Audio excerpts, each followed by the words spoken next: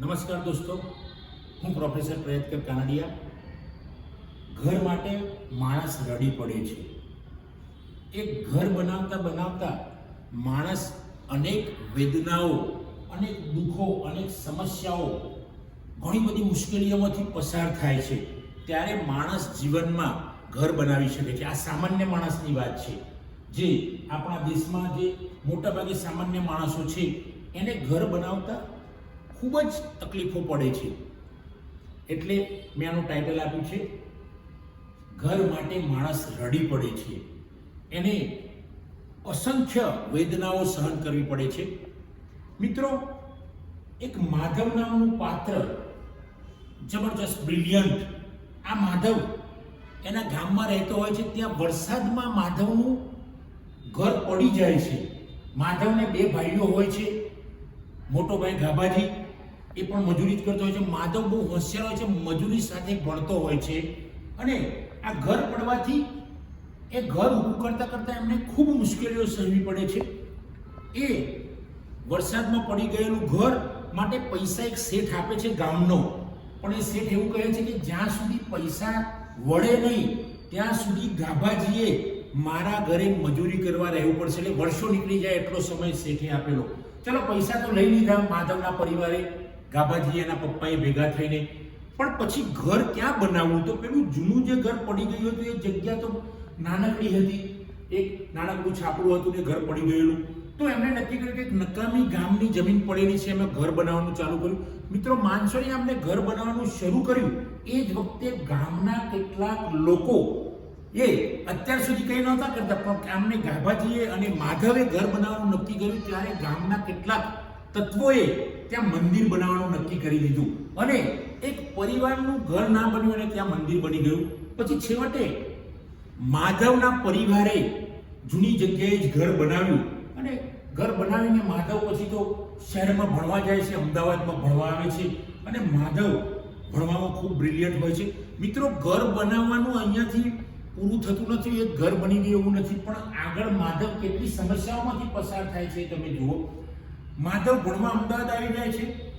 ખૂબ મહેનત કરીને ભાઈ અને પપ્પાની મહેનત અને એમના આર્થિક સહાયથી માધવ ધીમે ધીમે એક સારી પ્રતિષ્ઠિત કોલેજમાં પ્રોફેસર બની જાય છે. પણ જ્યાં આપણે સંપ્રદાય, જાતિ, નાતજાત, લિંગના ભેદભાવ હોય એવી જગ્યાએ માધવ આવા તો અસંખ્ય માધવો ને ઘર લેવામાં ઘણી મુશ્કેલી પડે છે. અને એમ કહેવાય કે ઘર લેતા અથવા તો ઘર માટે માણસ રડી પડે છે.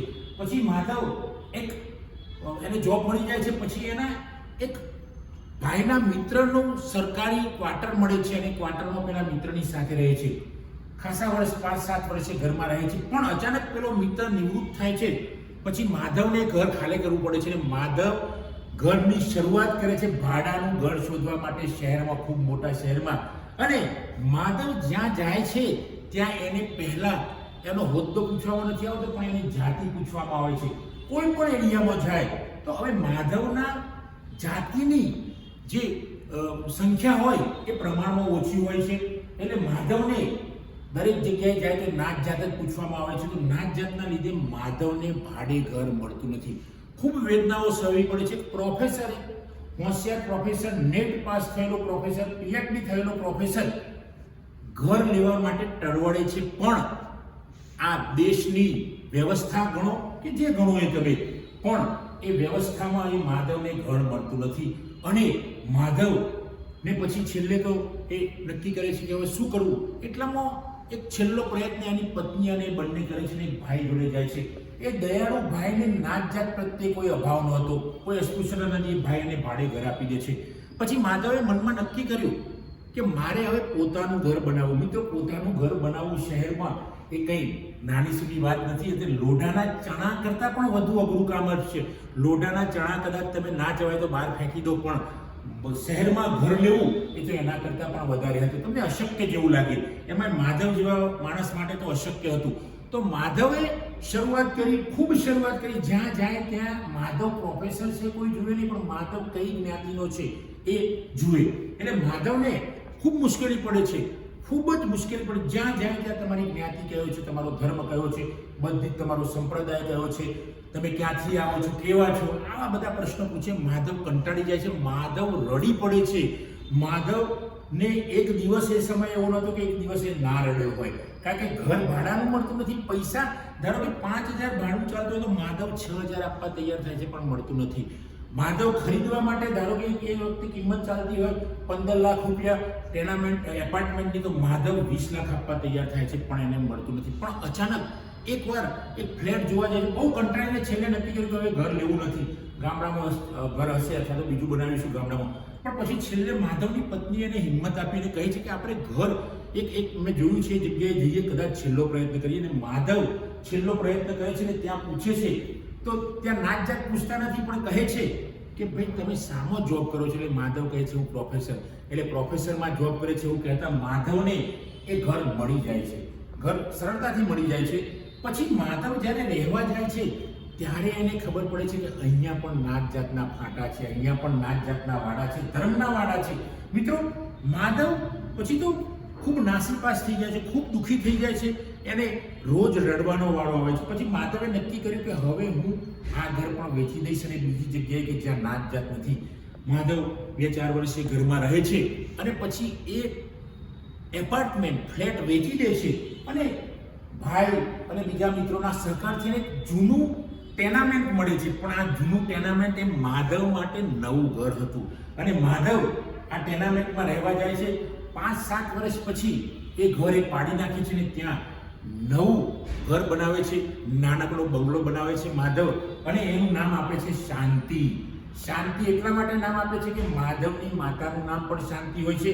અને માધવને પણ એવું હોય છે કે અત્યાર સુધી હું 8-10 વર્ષ સુધી હું ચિંતામાં ઘર શોધવામાં પડ્યો, ભાડે રાખવામાં પડ્યો, તો હવે મારા મનને શાંતિ થઈ છે એટલે એનું નામ રાખે છે શાંતિ. મિત્રો, આ ઘર માટે માણસ રડી પડે છે એ મારે ઘર જોઈએ છે મારી નવલકથા છે. અને આ નવલકથામાં અમે ક્યાંક વાસ્તવિક ઘટનાઓ, ક્યાંક કાલ્પનિક ઘટનાઓ, તો ક્યાંક સમાજમાં બનતી સમસ્યાઓ, સમાજમાં આવતી ઉલઝનોનો સમાવેશ આ પુસ્તકની અંદર કર્યો છે. આ પુસ્તક સાહિત્ય અકાદમીની આર્થિક સહાયથી પ્રકાશિત થયેલું છે. મિત્રો, આ પુસ્તક આપ વાંચશો અથવા તો અમારો વિડીયો જોશો તો પણ તમને ખબર પડી જશે કે નાત જાતના ભરડામાં, ધર્મના ભરડામાં ભીડાયેલો આપણો સમાજ હજુ પણ એક નથી થઈ શકતો. અને જે નિમ્ન કે ઉચ્ચ જ્ઞાતિમાં પણ ભેદભાવો છે, એવું નથી કે નિમ્ન જ્ઞાતિમાં જ ભેદભાવો છે. ઉચ્ચ જ્ઞાતિમાં પણ એક અટકવાળા હોય તો જ એને ગળ મળે, બીજી અટક સરનેમ હોય તો એને ના મળે.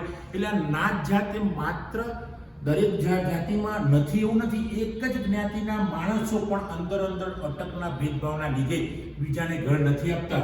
અને તો મિત્રો, આટલા વિકસિત દેશમાં ભારત એટલે ખૂબ વિકસિત દેશ છે આપણો. અત્યારે હાલ તો મેં એને વિકસિત જ ગણું છું, છતાં પણ હજુ નાત જાત અને ધર્મના ભેદભાવ રહે છે. એટલે તો મેં આ મારું પુસ્તક લખ્યું છે, આ મારી નોવેલ છે. મિત્રો, આપણે સમય મળે તો આ મારે ઘર જોઈએ છે નોવેલ વાંચશો તો એમાં તમને વાસ્તવિકતાની ખબર પડશે. વાસ્તવિકતાની સાથે કલ્પનાઓ ક્યાં ક્યાં વણી લીધી છે એની પણ ખબર પડશે. અને જો તમે આ પુસ્તક વાંચશો તો તમારા મનથી તો તમે નક્કી કરશો કે કોઈના પ્રત્યે અસ્પૃશ્યતા ના રખાય, કોઈના પ્રત્યે નાત જાત ધર્મનો ભેદ ના રખાય. બધાનો જન્મ ઈશ્વરે જ આપ્યો છે, તો બધા જ માણસો સરખા છે. ભાવના કદાચ આ પુસ્તક વાંચીને આપણામાં કેળવાશે. અને જો તમે આ પુસ્તક વાંચશો તો તમને વાસ્તવિકતાની પણ ખબર પડશે. અને માણસ, એક સામાન્ય માણસ એક ઘર બનાવતા કેટલી વેદનાઓમાંથી પસાર થાય છે, કેટલા દુઃખોમાંથી પસાર થાય છે, કેટલી સમસ્યાઓમાંથી તેને પસાર થવું પડે છે. અનેક મુશ્કેલીઓ, આર્થિક સંકળામણ તો પડે જ છે, પણ અહીંયા માધવ આર્થિક રીતે સદ્ધર થઈ ગયો હોય છે કારણ કે પ્રોફેસર બની જાય છે. પણ પછી એને બીજી મુશ્કેલીઓ, ગામમાં એને આર્થિક મુશ્કેલી હતી, શહેરમાં આવે તો આર્થિક મુશ્કેલી ઓછી થઈ, થોડીક નોકરી મળી, પણ ઘર લેવામાં પેલી જાતિ, નાત જાત, ધર્મના ભેદભાવો તેને નડે છે. મિત્રો, તો આ જો મારો વિડીયો જોશો અથવા તો મારું પુસ્તક મારે ઘર જોઈએ છે વાંચશો તો તમને ખબર પડશે ને તમે પણ એવા બનશો કે નહીં, નાત જાતના ભેદભાવો મારે કરવું ના જોઈએ. માણસ, કોઈ પણ માણસ હોય, કોઈ પણ નાત જાત ધર્મનો માણસ, બધા એક જ છે એવું સમજશો. મિત્રો, જો આ મારો વિડીયો પસંદ આવ્યો હોય એને લાઈક કરો, શેર કરો, કોમેન્ટ કરો, અને જો મારી ચેનલ સબસ્ક્રાઇબ ન કરી હોય તો સબસ્ક્રાઇબ કરો. થેન્ક યુ દોસ્તો. જય હિન્દ, જય ભારત.